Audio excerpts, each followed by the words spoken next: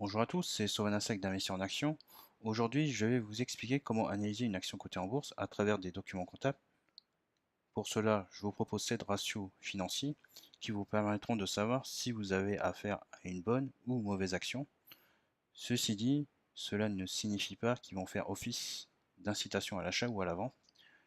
Plutôt que de faire de la théorie, je vais faire une étude de cas sur l'entreprise de luxe française Hermès. Tout d'abord, je vais commencer par le compte de résultat. En règle générale, lorsque les entrepreneurs ou les salariés parlent de business, ils raisonnent souvent en chiffre d'affaires. Néanmoins, cela cache une illusion comptable parce que les charges directes, opérationnelles, financières et les taxes ne sont pas déduites. Les éléments les plus importants à retenir dans le compte de résultat sont le bénéfice net et le bénéfice net par action.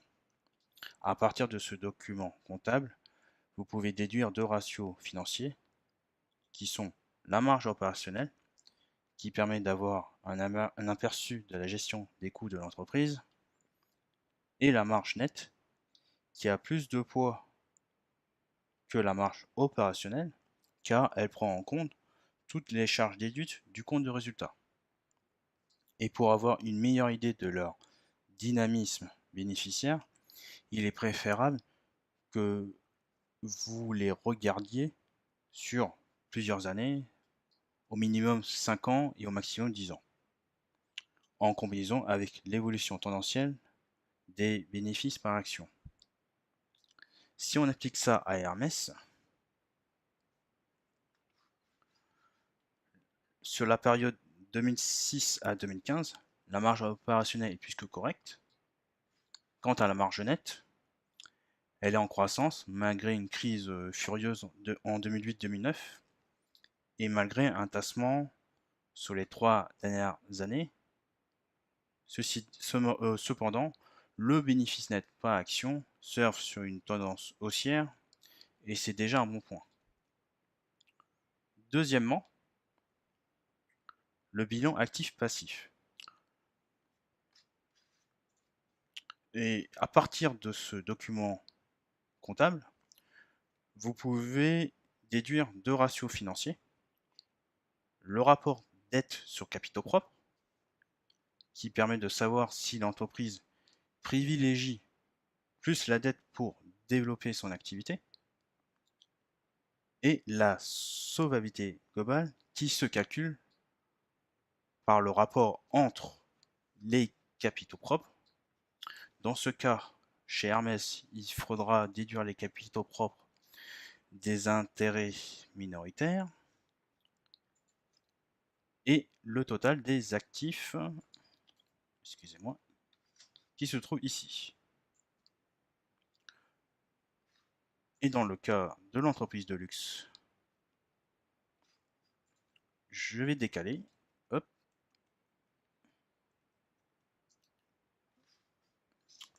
les voici.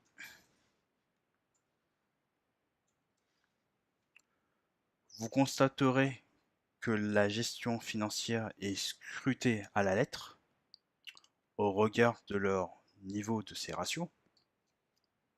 Cela s'explique par le caractère familial de la société. Troisièmement,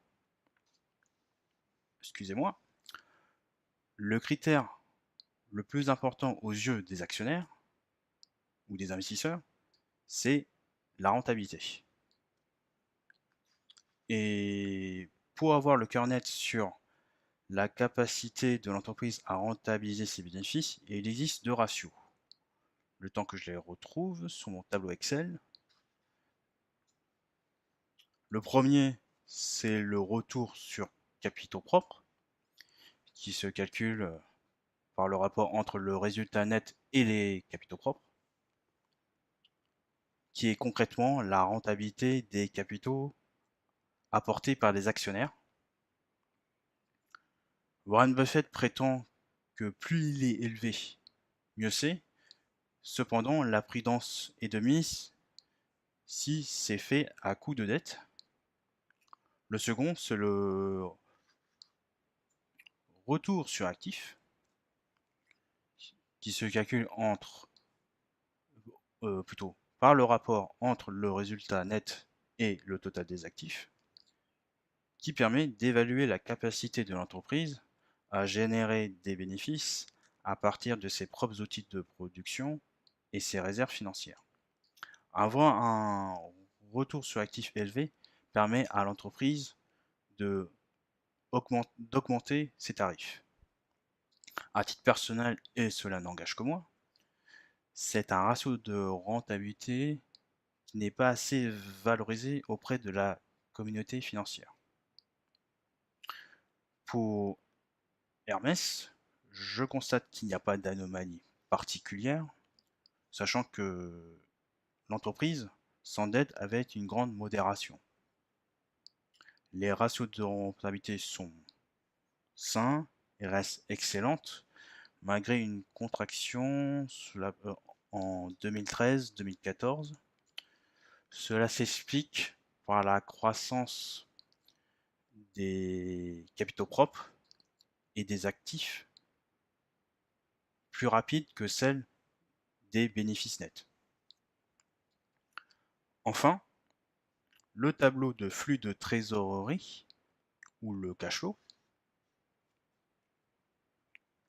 le temps que je le retrouve, le voici. Le plus important dans ce document comptable est de savoir si elle dégage si l'entreprise dégage du free cash flow, qui se calcule par la différence entre le cash flow opérationnel et les capex, ou plutôt en français, les dépenses d'investissement. Alors le capex se calcule par la somme des émulations incorporelles et corporelles. Les voici. Et bon, si vous faites, dans le cas d'Hermès, la soustraction, le free cash flow est positif. À partir de là, cela permet de savoir comment l'entreprise va utiliser ce free cash flow. Et vous constaterez en 2015 que l'entreprise a versé majoritairement des dividendes à ses actionnaires.